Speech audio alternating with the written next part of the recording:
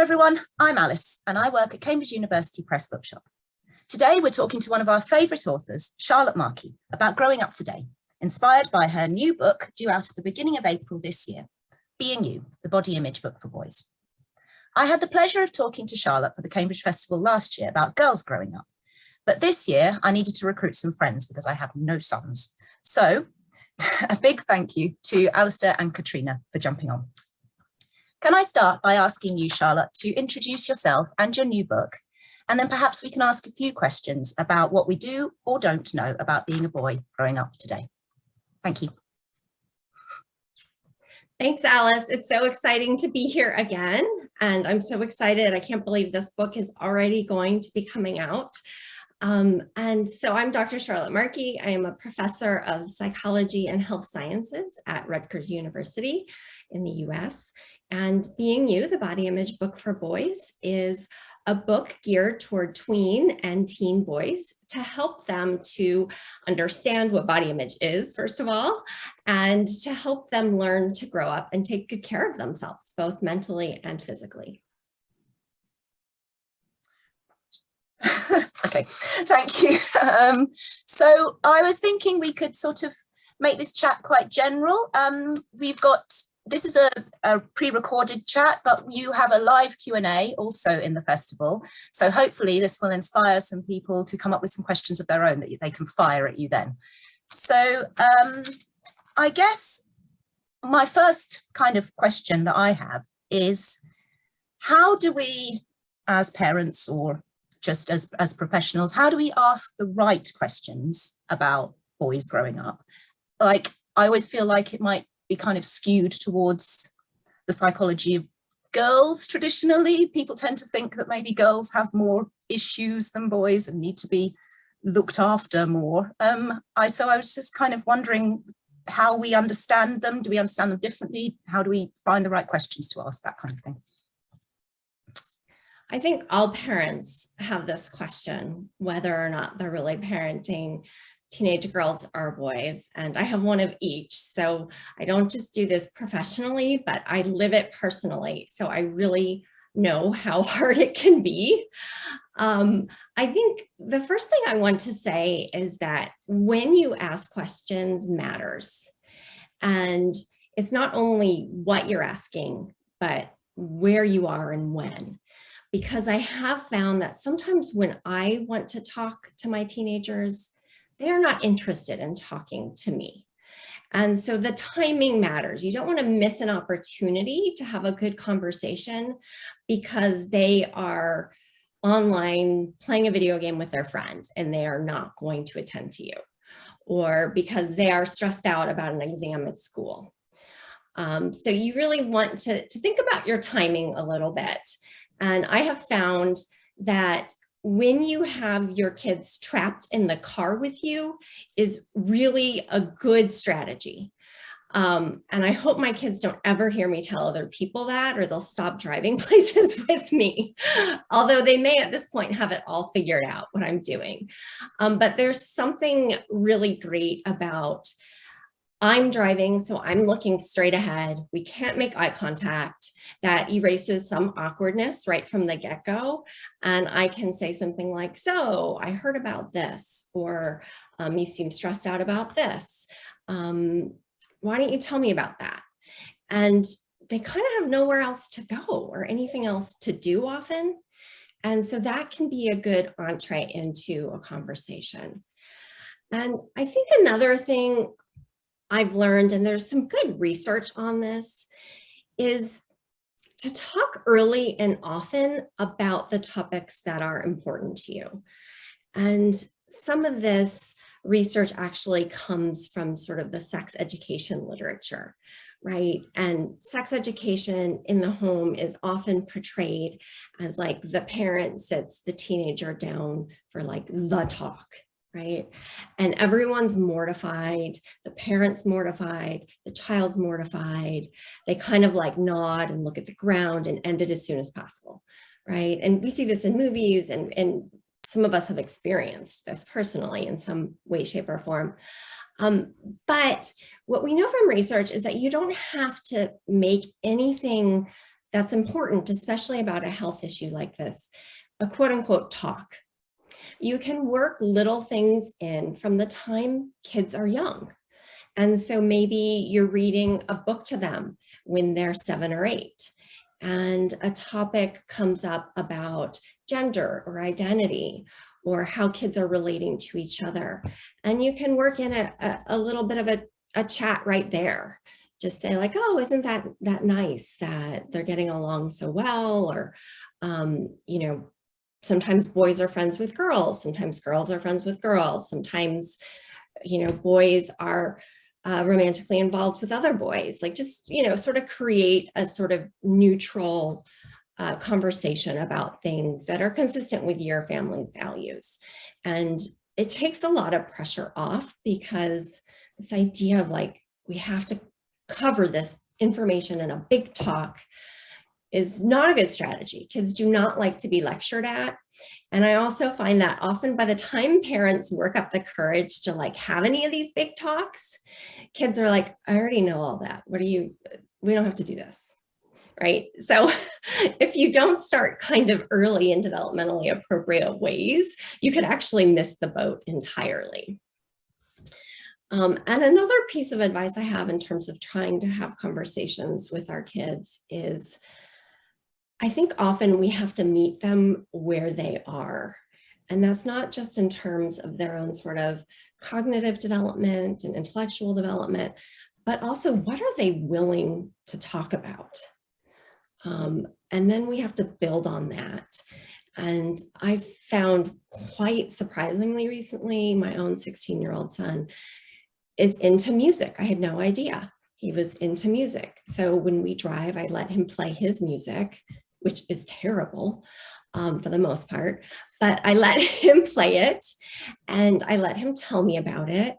And it's actually interesting though, to hear what his thoughts are and to just have some way to talk about something he's interested in. It's not music I would listen to on my own, but like, you know, it's not the end of the world to turn over that control in the car to your kid and be like, hey, you play what you like.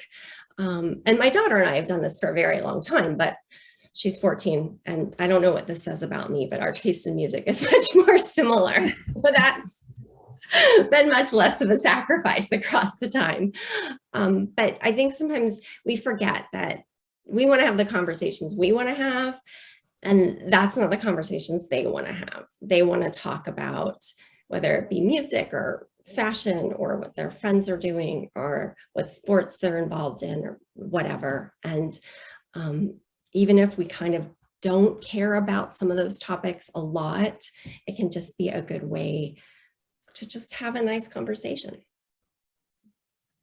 Yeah, I definitely recognize that, that kind of alongside conversation and definitely talking on their terms. I've got friends who have children older than mine, and their advice was definitely always, you think that they'll need you less as they get older, but actually they need you as much or more. But it's not for you to determine when. You kind of have to go with when they're in the mood, when they want to talk about something, and to segue into it through other interests and kind of just being with them. Let's that happen. That's definitely my experience too. I had a question, well, partly about the book, but I guess it lends itself the girl-boy thing. That as a mother of 2 boys, I, you know, very much see things from a boy's perspective.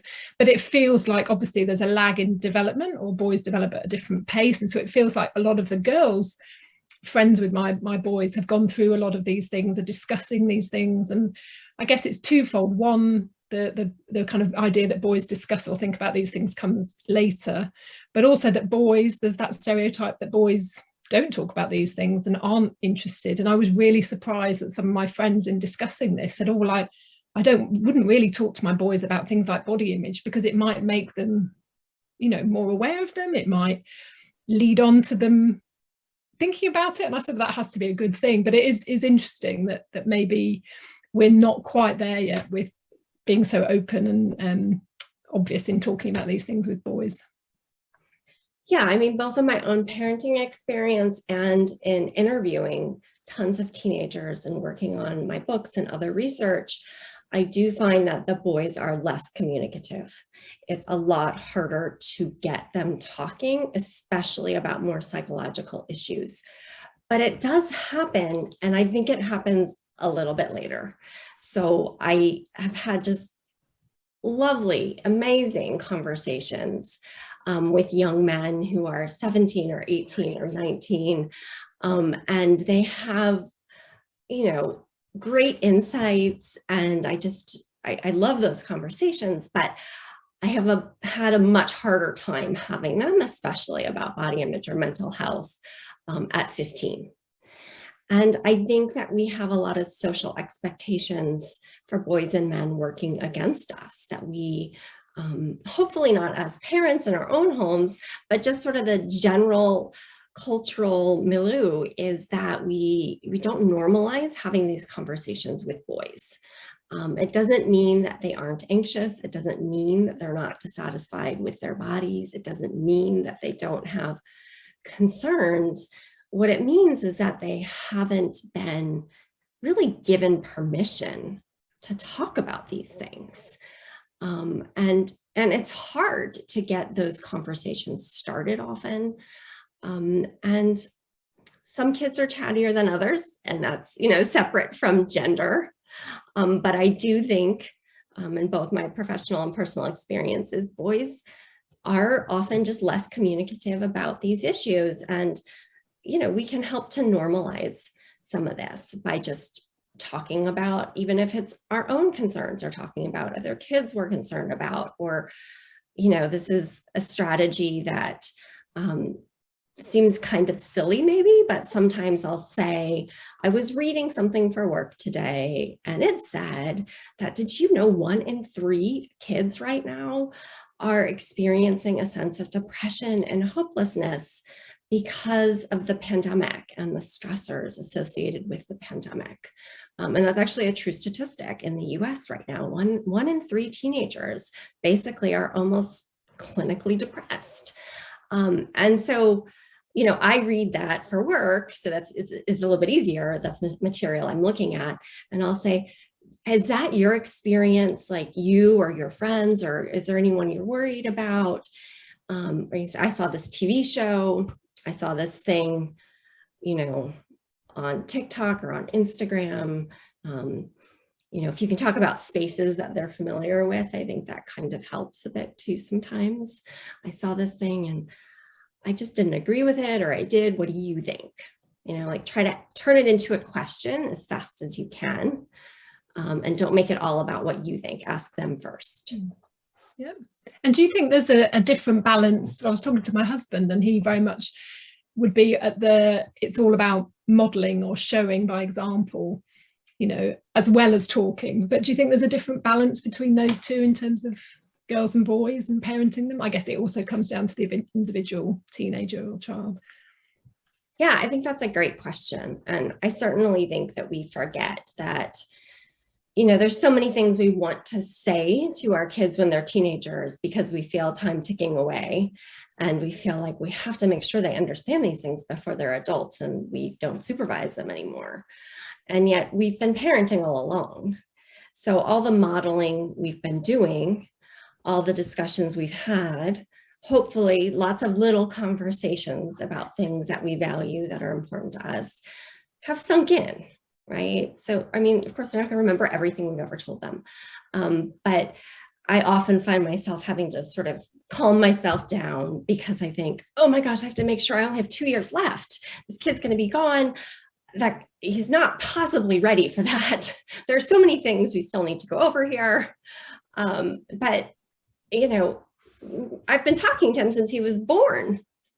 So I also remind myself, you have to trust a little bit that some of that work has been done, as you say, through modeling and just by showing love and support across their entire lives.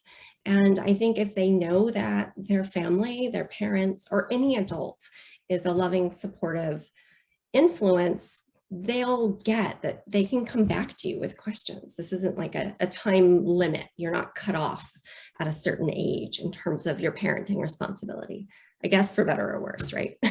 Yeah, and you can definitely feel that sense of panic in parents, I think, even more during the pandemic, even though they've spent some, depending on situations, have spent more time with their kids, but suddenly the kids, it feels like they're suddenly all 2 years older. And even though you've maybe spent more time with them because they've not been at school and they've been in lockdown, it does feel like that time is ticking away. And yeah, absolutely.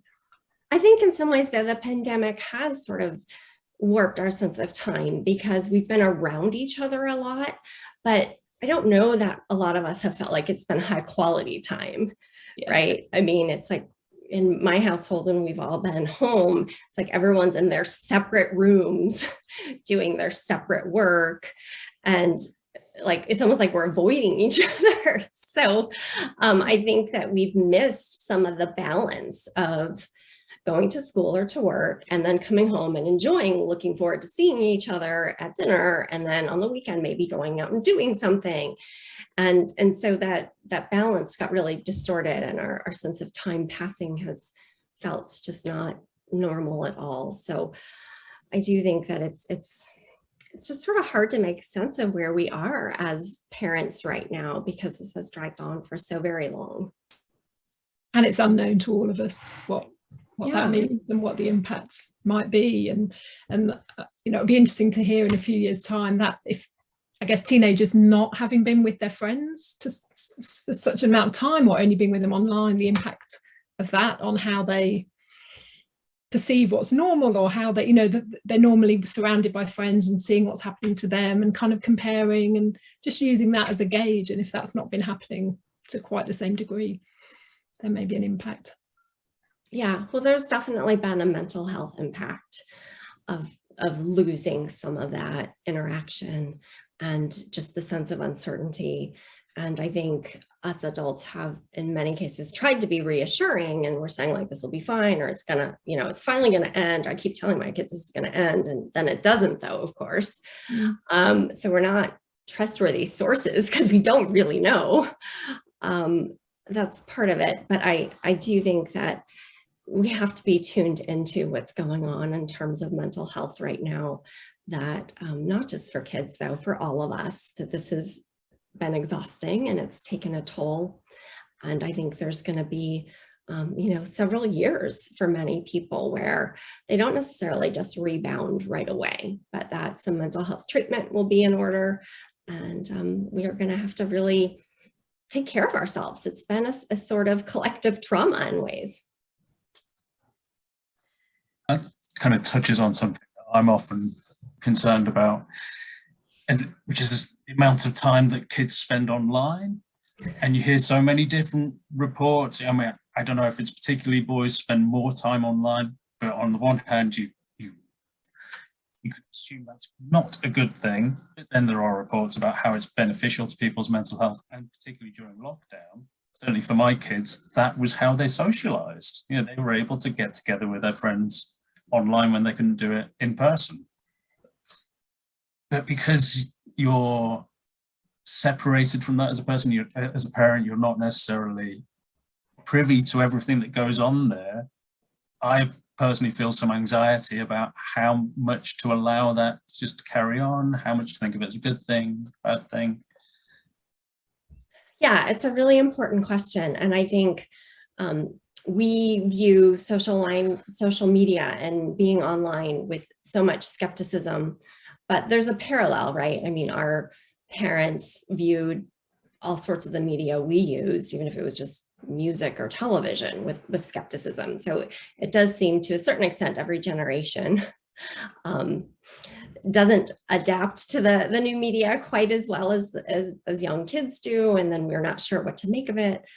Of course, social media is a little bit of a different beast because it's so interactive, but that also makes it good, as you point out. And I do think that social media has served such a valuable role during the pandemic in letting kids interact with their friends, letting them have some source of normalcy.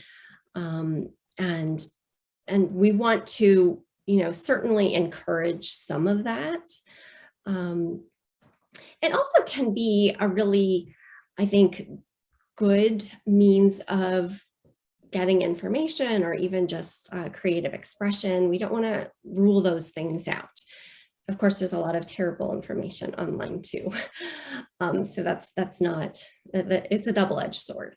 One thing I often recommend is to, just sit down with your kid and approach it with curiosity and as little judgment as possible, and ask them to, scroll through their news feeds or show you what they're doing.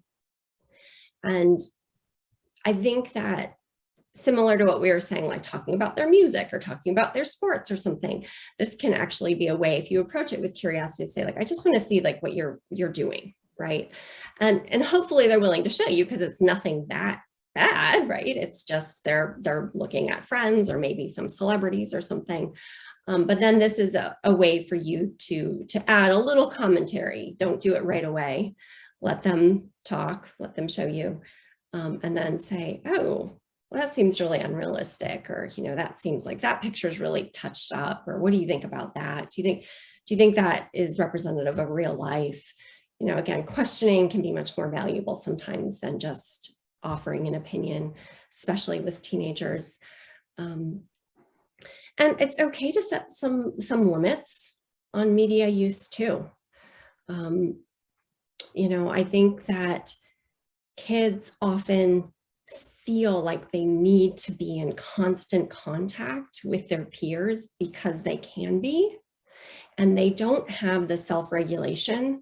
They don't even necessarily have the prefrontal cortex development that allows for this sort of planning and regulation. So it's not even emotional, it's physiologically impossible in the early teen years, especially. So to set some limits and say, like, at dinner, there's no phones. When you go to bed at night at this time, there's no phone or no screens or whatever you have access to. Kids will oppose that because that's their role, right? Like there's sort of naturally this tension where they want independence and they don't want to be told what to do. And then we have to set some guidelines. But sometimes then I hear from them that they're relieved that they don't have it within themselves to regulate. And when we do that for them, they're glad that they have a break from some of that online contact. And so I think that even if kids are resistant or they scream, you don't understand, or you're the only parent who does this, those aren't reasons to not do it anyways, right? Or to say like, okay, well, let me explain this from my perspective. From my perspective, you spend too much time doing this. I'm worried about your schoolwork, or I would like you to actually interact with your family a little bit. So what would you suggest? What do you think is a better approach? If you don't like my rule, if you were the parent here, what rule would you come up with? And sometimes that's enough to make them sort of buckle, and they'll say like, oh, all right, right? Or maybe you negotiate a little bit, like you wanted them to be off of screens at 9 p.m. and you agree on 9:30. And maybe that's, just makes everyone feel a little bit better. So you can sometimes try that tactic of, okay, if you were the parent, what would you do? I guess, as Katrina was suggesting earlier as well, it's important to lead by example in those kind of situations. You can't say, well, you have to get off your screen, but I need to catch up with my Instagram feed here. Yeah, which is hard to do, but yeah, I think if you can get an agreement between everyone. Yeah, I'm absolutely terrible for that in terms of. I know, it's hard. And even though, and I recognise I'm doing it as well. I'm going, get off your phone, I don't know. And it's, she calls me out on it on a regular basis. But is it, Alistair, you've got sons and a daughter. Is there any kind of difference in your experience between how they've responded to things like being told to get off social media or anything like any of those things? Yeah, I mean, certainly differences in behavior in response to all of these things, certainly. But one of the things I was thinking earlier actually was that I have to check my own expectations with these things, and partly I think it's a generational thing. You know, something that for example, some of the body image issues that I would expect my daughter to suffer from more than my sons, actually my sons can struggle with those issues in just the same ways, and for reasons that wouldn't occur to me at all, just because I'm so much older from them, and you know, those issues weren't around then. But yeah, I suppose I feel I have to approach them both slightly differently as well.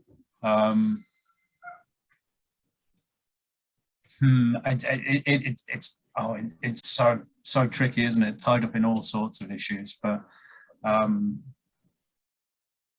yeah, I might have to come back to you on that one. It's tricky and challenging, but I think it's part of the fun of it also, sometimes trying to talk with our teenagers, or for me when I'm just talking to teenagers in general, because I do really love and appreciate that they bring this sort of optimism oftentimes to the conversation. You know, they don't have sort of this like adult weariness that, especially after the pandemic, some of us have. And I just think that I feel like kids these days are so much smarter than we were as kids. I really do think that some of the media exposure has that benefit, that they just seem so much more in tune with what's going on in the world. And I don't remember feeling that at all at 15 or 16, really, or I was just sort of starting to, but I didn't have a lot of opinions, I don't think, about what was going on in the world. And so I think that that's really, you know, something that's exciting, and we want to encourage some of that thoughtfulness, and you know, not squash it by saying that, you know, social media is all evil, you have to stay away, or acting like we are as out of touch as perhaps we even are sometimes, right? I think it's okay to try to be a little bit cooler than we really are. And getting back to body image in girls and boys, it's interesting because I remember when I had my son first, and I had already been studying these issues for many years, there was part of me that felt a little bit of relief, thinking, well, he's a boy, I won't have to deal with these issues with him. And then my daughter came next, and I thought, well, I'll have to deal with these issues with her, but at least she's, you know, the second child. I have some more time before we get there. And it has almost been the flip. You know, I think that I've been so aware and maybe more careful in what I say around her, or I've been more cognizant that this could be an issue. And of course, there's time for this to go wrong still. I don't ever think we as parents should pretend we've figured it all out, because that's exactly when your kids have a problem or something sneaks up, is when you think you've done a good job. But what's interesting with boys in general is that the pressures have changed, and that a lot of what they're exposed to is, you know, that they feel like they need to be really muscular and sort of macho, and they care much more about their clothes than I ever realized, or their hair. Hair has become a really big thing for a lot of boys, it turns out. Maybe it always was, and I just didn't know because I wasn't studying boys when I was a teenager. But you know, there are a lot of these issues there, and they do manifest a little bit differently, sometimes quite differently for boys than for girls. So just because there isn't the cultural discourse about them doesn't mean that they're not there.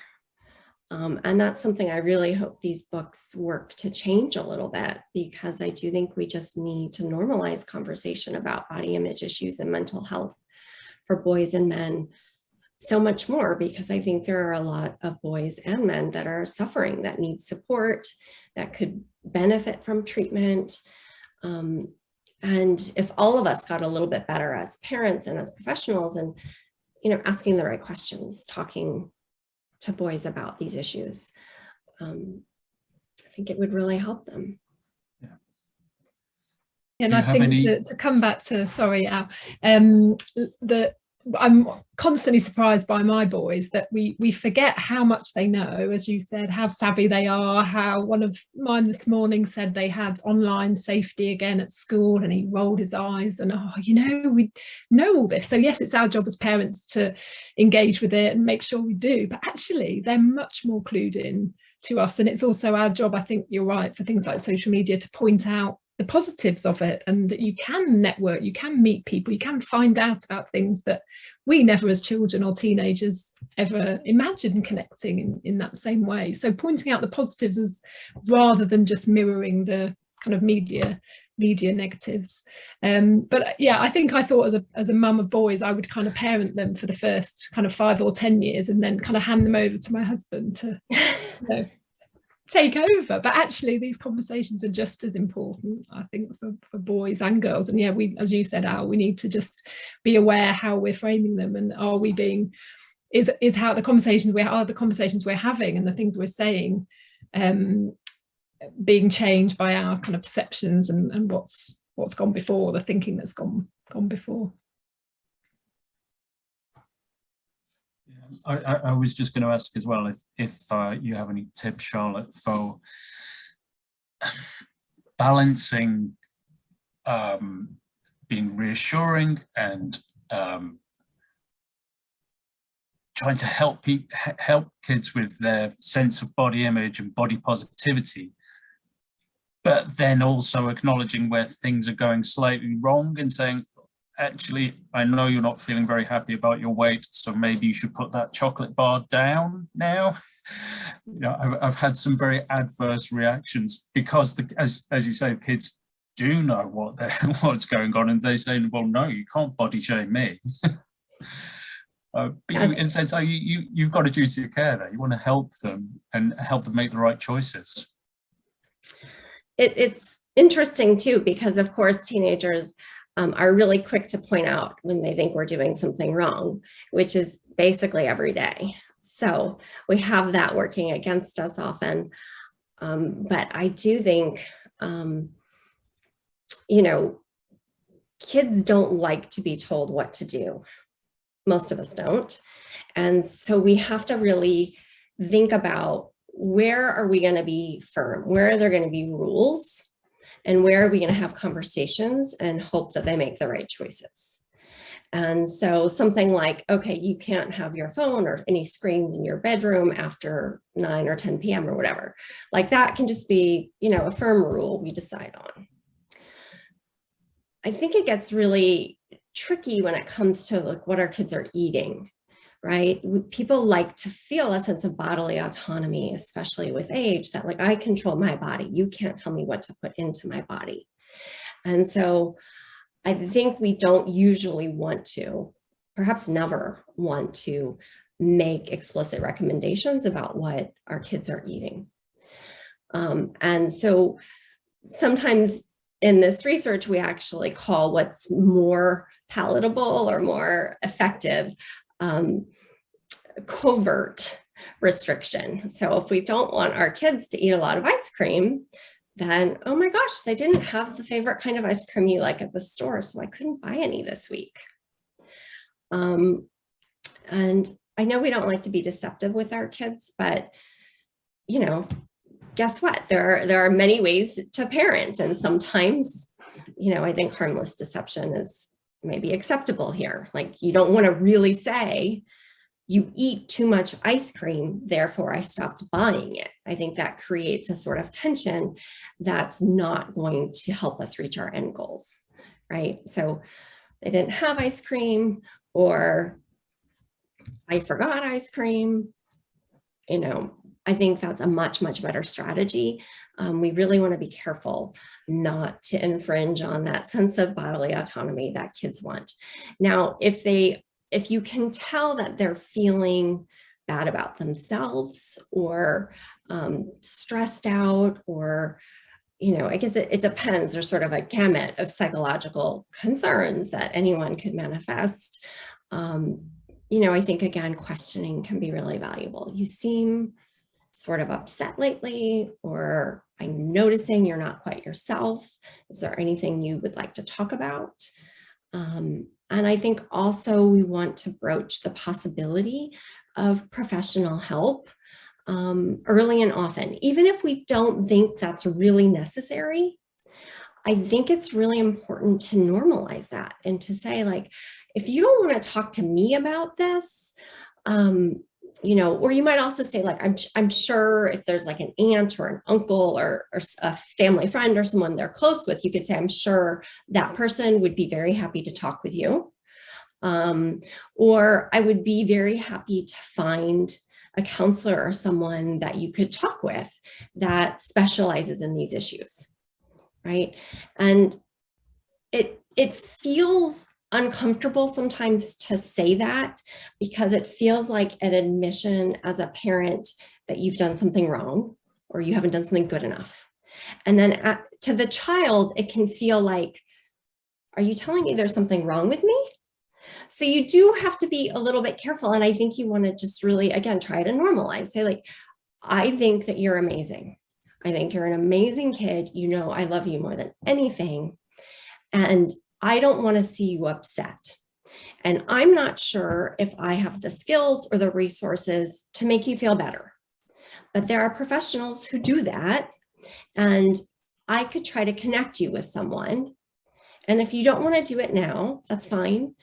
But I want you to think about it and to always know that that's an option. And I have found with my own kids, I've tried this approach, and sometimes most of the time they've always been like, no, that's fine. Kind of look at me weird. We're like, no. But it wasn't that long ago that then one of them said, okay. And it actually caught me by surprise, because I didn't know necessarily, like, oh, okay, now this is really, you think it's a problem too. So we don't always know as parents when the scale has tipped, right? When they're not just upset because their friend is like not including them as much, or they're upset because they used to be on the starting lineup of their sports team and now they're not, or it could be something that's just going to like pass really quickly. We don't necessarily know as parents when it's something like that, and when they really are starting to feel just much darker. And so I think making that offer and saying, hey, there are people who specialize in this, and I'm just a parent. I don't necessarily know how to do this, right? But there's nothing wrong with talking to someone else and developing strategies that might help you cope for the rest of your life, or just having a sounding board, someone else with professional training and experience that might help you feel better, because I want to see you happy and thriving. Have you found at all that, like, because we're looking at this very much as parents, but I was thinking about kind of sibling relationships as well, because Alistair said, wanting to not necessarily say don't have that chocolate bar, but do you ever feel like sibling relationships, there's more of a confidence in that, like a big brother or a big sister will say, don't eat that chocolate bar, and that's a totally different dynamic that maybe, I don't know, maybe sort of can work better. I don't know. Yeah, I mean, I still would never, I think I wouldn't allow siblings to monitor eating behaviors. Occasionally things can come up in sort of a joking way, or my kids will fight over who gets to finish some sort of treat. So some of that I will let slide, but in general, if one of them says to the other one, like, wow, what are you eating that again, or whatever, I'd say, like, leave them alone. That's not your business. What they eat is not up to you. I think it's important to, again, not make this, there's just too many kids I've talked to across my career that will say, their own concerns about their body or their weight started because a family member was teasing them. And that teasing was probably meant to not be harmful. And it might have even been meant as just a joke or a way of connecting, but it can be really harmful. So I think we wanted to intercept them. Yeah, that's kind of what you think about when at least sort of stereotypically, you think, oh, siblings are just going to be squabbling all the time and they're going to be saying mean things to each other and it's going to be horrible. But I was wondering if there was a kind of support net. I mean, there is a support network there. And like, sometimes my daughters will surprise me by being quite nice and supportive to each other. And I just feel like, I don't know, I wondered if there was something that we kind of neglect to think about in terms of sibling relationships in that respect, whether there's a secret support network that we don't really know about. I don't know whether either of you, Katrina or Alistair, have kind of seen that in your own boys or their relationships to each other.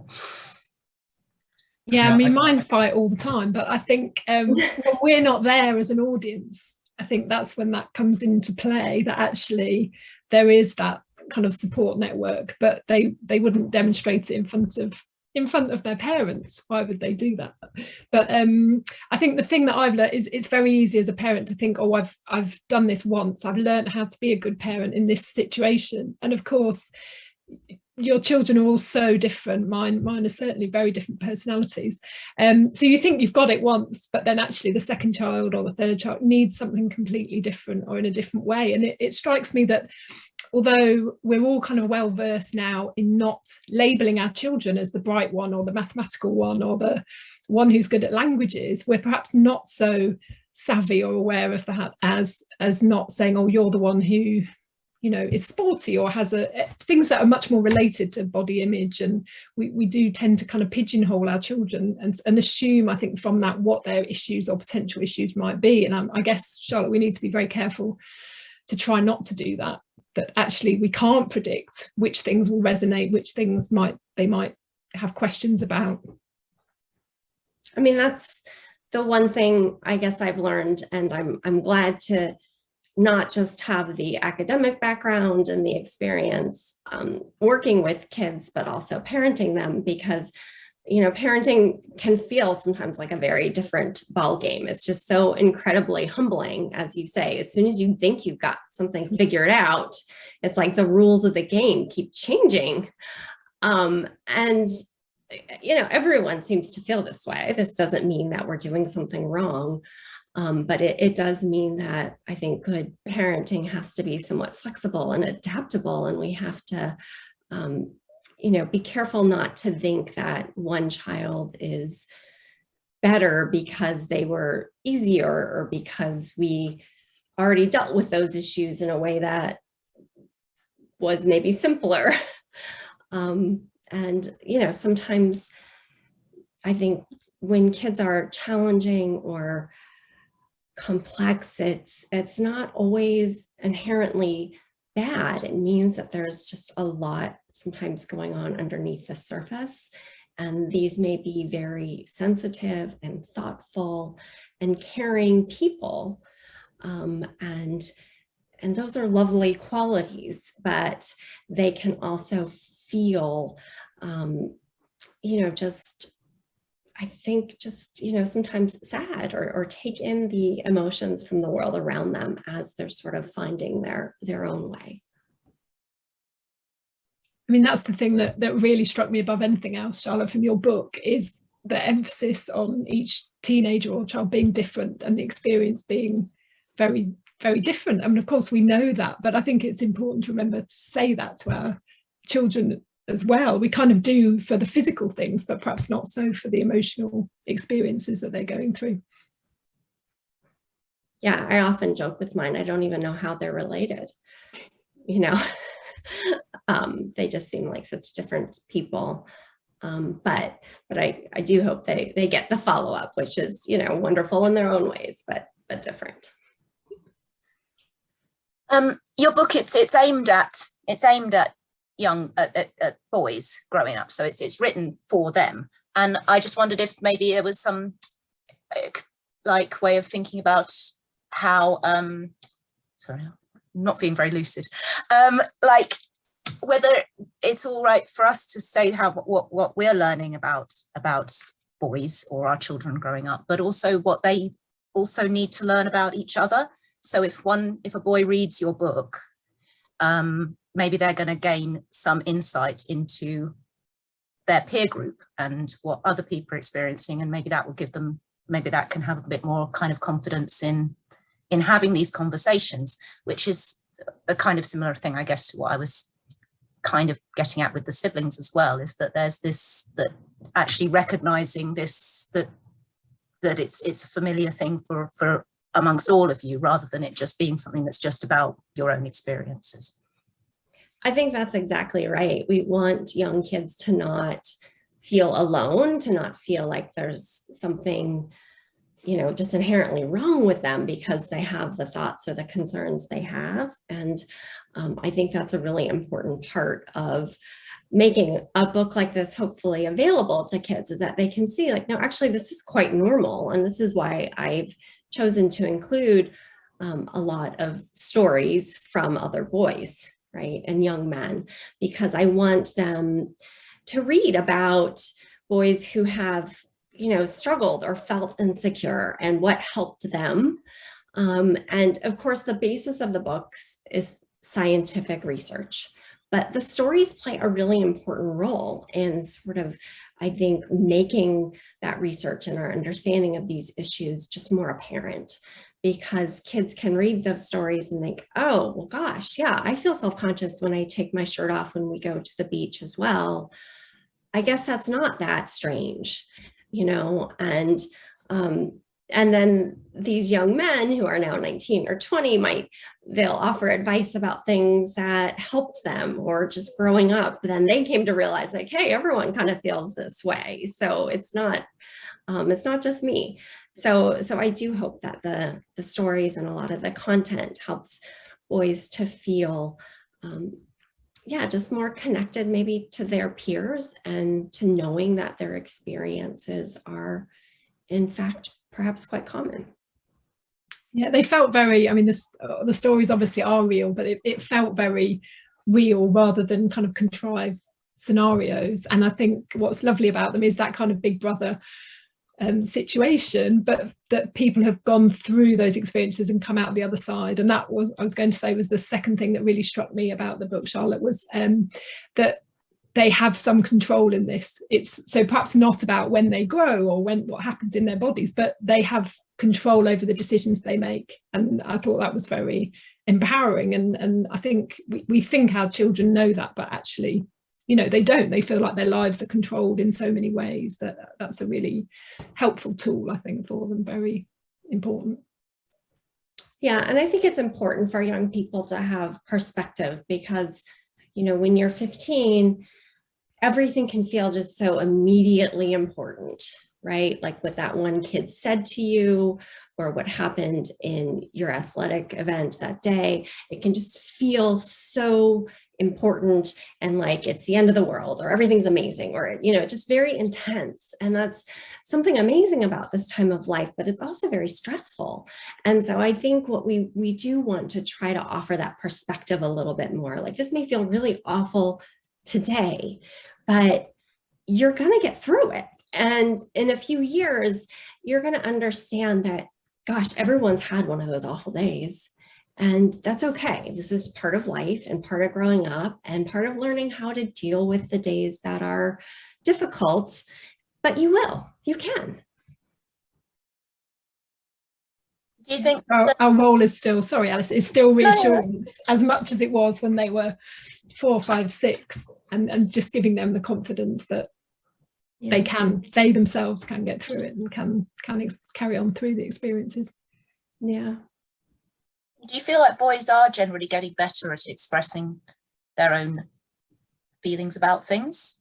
I feel like they, maybe our generation, there was kind of like the stereotype that boys won't speak about things, they'll just kind of punch stuff, and girls will have these horrible little, you know, they'll express their feelings differently, more verbally than physically. And I just feel, I don't know whether there's been a noticeable, either through your own research, Charlotte, or just through your experience as parents, any of you, in kind of boys being more expressive of how they feel about things. I think there's certainly some evolution, but perhaps not enough yet. And I think there's a fair amount we can do in our own homes to sort of model that it's okay to be emotionally expressive. It's okay to be sensitive, even if you're a boy or a man. We can work on that in our own homes, but the larger culture has really clung to a lot of these stereotypes. And I think that does make it just really hard for boys. They just sometimes, in my experience, don't even kind of know where to start. And I feel like some version of the same conversation with my son all the time. I'll say, well, what do you talk to your friends about? Like, you were just out for 5 hours. Do you not talk? Or, you know, say, so-and-so going to be, you know, working the same job this summer. Are you guys going to do that? I don't know. Is so-and-so going to take these classes? No, I don't know. Like, what are you talking about then? Do you know anything about them? Do I have to contact their mother again?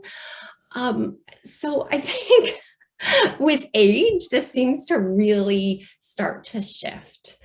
But you know, those larger cultural forces are somewhat oppressive. And I do worry about it being somewhat of a double whammy for boys, and that they can feel depressed or they can feel dissatisfied with their bodies, and they can have those experiences, but they don't really have the vocabulary always to articulate what they're feeling, and they don't feel like they have the permission then to get the help they need.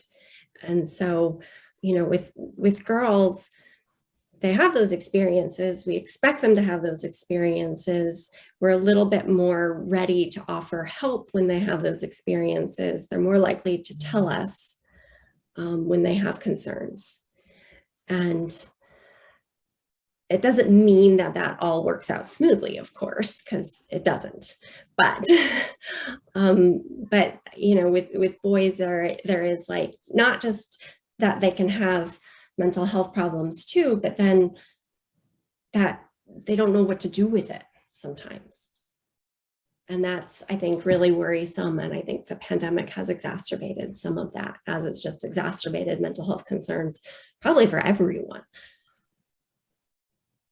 Yeah, I certainly observe with my son that, you know, I think there are things where I think, oh, that must be bad. He's here and his friends and they're all playing video games all the time. And that, you know, that can't be good. But then if you stand back from it and listen, they are actually talking, you know, just not even teasing, just gently commenting on, oh, you're always good at that, and oh, your strength is. And actually, there's a lot of friendship and interaction going on in between. I just see you're playing video games again, right. But actually in between the lines, and especially when they're online and talking about other things, again, it's that not direct conversation, I think, even with their friends as well, is helpful.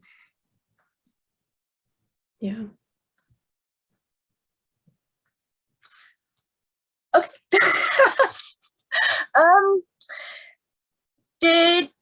Right, I was just wondering if we I sent some notes at the start before we did this, and I was just wondering if there was anything in any of those that anyone wanted to speak to, or if there's anything that anyone else wanted to raise, since we've got Charlotte and we've got the only question that occurred to me is the influence of kind of external factors, and I guess things like sport or sportsmen and how their behavior. And I've got one of my sons is very interested in sport and kind of physical things, and I watch in the UK soccer players and how they behave, and think, you know, what influence is that happening, and try and talk to him about actually in real life, how does that differ? Do people behave like that? Should they behave like that? But I just wondered what impact you see from sports and other kind of external activities.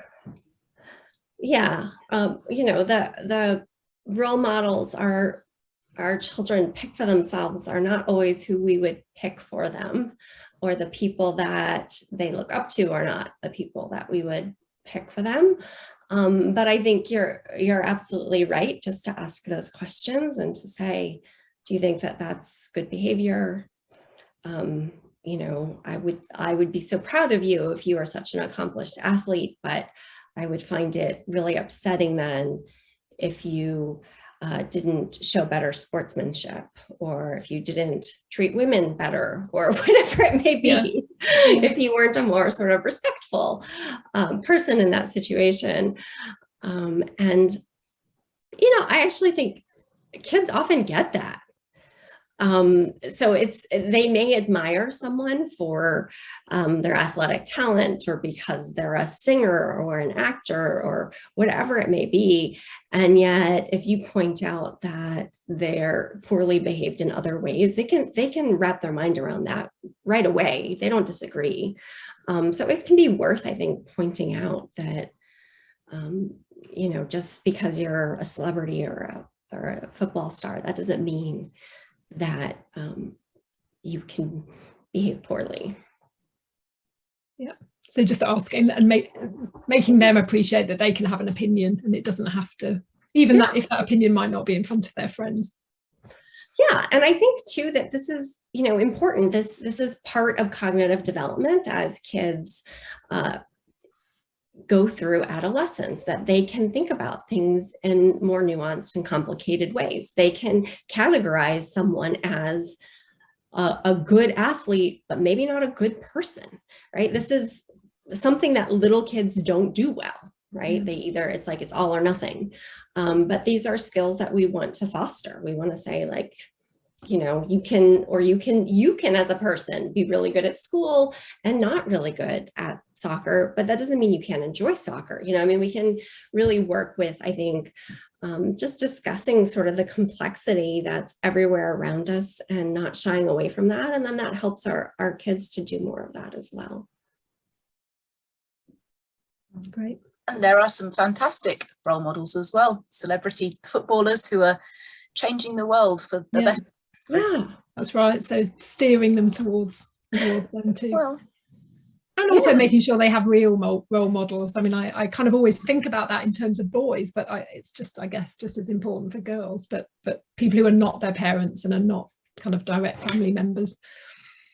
Yeah, I think that's really important. Even, you know, if it's a cousin or an older sibling or a family friend. And I think there's some value in saying, you know, if you don't want to talk to me about this, you know, you can go to this other person, you know, or if I'm ever not around, frame it as like, if I'm ever not available and you need something, you know, not just like go to the neighbor because you're locked out of the house, but, you know, the neighbor is a good friend who has good values, has raised her own kids or whatever. You know, if you ever needed something, like, you know, I think it's important to direct them towards other people and not to feel threatened by that, because we want our kids to be supported by loving, caring adults, and we cannot be their everything. You know, I mean, there's a lot to be said for making it possible for them to interact with other people, encouraging it, or just letting them know, you know, if you're going away to school at this place and I have a friend who's there, you could always reach out to that person. And the social support literature I love is interesting on this point, that people feel better just knowing they have the option. They don't have to use it. But just knowing that someone could be supportive of you, or in this case of your child, can have real psychological benefits. So just making options available can be really helpful. do you think, I was just thinking, I'm actually probably a terrible role model in many ways for my children, and I kind of realize that and try to encourage them to, I'll try to encourage myself to behave better, but if I can't, then I maybe do as I say and not as I do. It's, I don't know, Katrina, do you think, do you consider yourself to still be a role model even though you have boys, and do you, Alistair, do you think about how all of your children consider consider you and indeed their brothers and sister.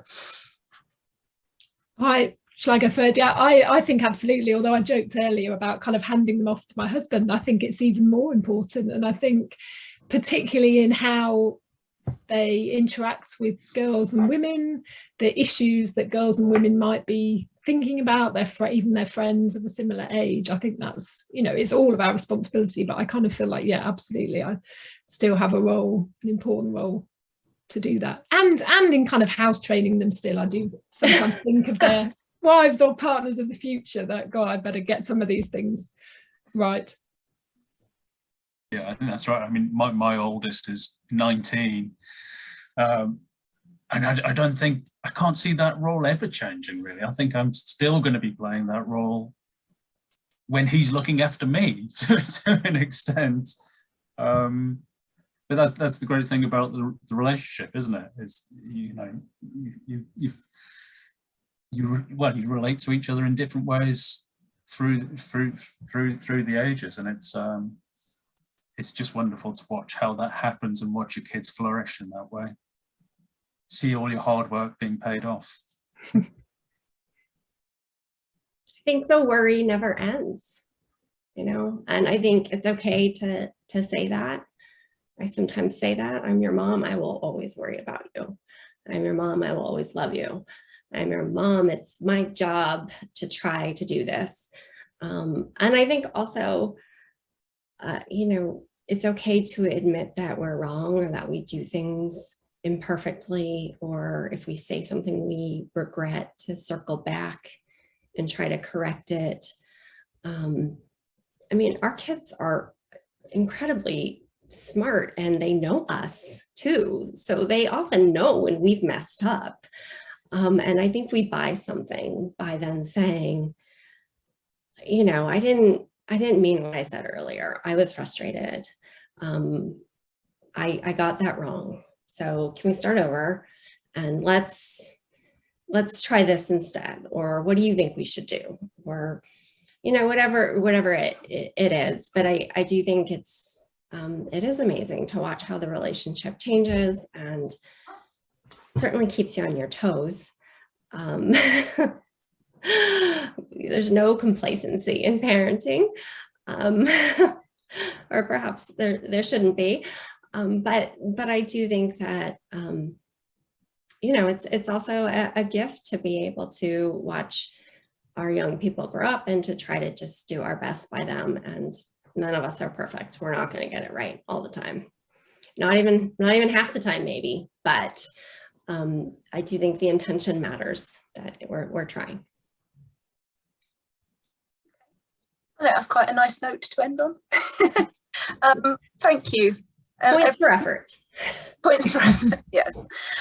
So yeah, unless anyone has got anything else they'd like to ask Charlotte or points they'd like to raise, then I think we can end here. It's been brilliant speaking to you as ever. Thank you. And thank you to Katrina and Alistair for joining in to give parents of sons perspectives. That's very valuable. Thank you. Lovely. Okay, so as I said, Charlotte will be doing the live Q&A on the 7th, and good luck. And if anyone has anything that they think of that they'd like to ask her for that, then please do. The details are in the video description. And that's it. Goodbye. Thank you very much, everybody.